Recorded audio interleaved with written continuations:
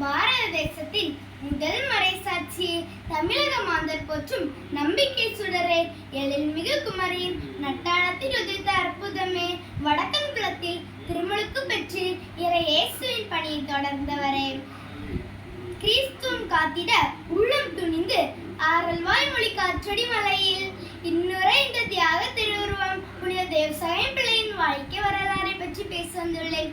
இவர் 1712ஆம் ஆண்டு ஏப்ரல் 23ஆம் நாள் கன்னியாகுமரியில் உள்ள நட்டாளம் என்ற ஊரில் பிறந்தார்.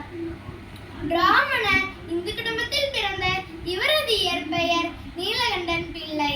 தேவசகாயம் எப்பொழுதும் மனதில் எளிமை, தூய்மை, அன்பு, இரக்கம் மற்றும் கடவுள் மீது ஆழ்ந்த இறை அன்பும் கொண்டவராக வாழ்ந்து வந்தார். அப்போது திருவிதாங்கூர் மன்னன் மார்த்தாண்டவர்மா இவரை தலைமை அதிகாரியாக நியமித்தார். ஒரு முறை விவசாயத்தில் நஷ்டம் ஏற்பட்டு பல முறை சோதனைக்கு சந்திக்கப்பட்டார்.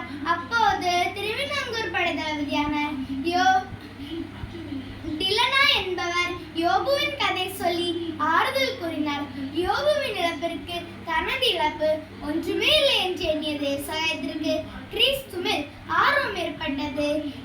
கிறிஸ்துவை ஏற்றுக்கொள்ளப்பட்டு பலமுறை எச்சரிக்கப்பட்டு சிறையில் அடைத்து எருமை மாட்டின் மீது ஏற்றி ஊர்வலமாக கொண்டு சென்று அப்படி 3 ஆண்டுகளாக கடும் சித்திரவதைக்கு தள்ளப்பட்டார்.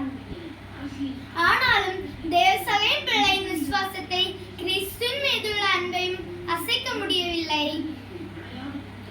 1752ஆம் ஆண்டு ஜனவரி 14ஆம் நாள் ஆரல்வாய் மொழி காற்றடி மலையில் குண்டுகளால் சுடப்பட்டு பலியாகி மக்களின் விசுவாசத்தை உயிர் பெற செய்தார்.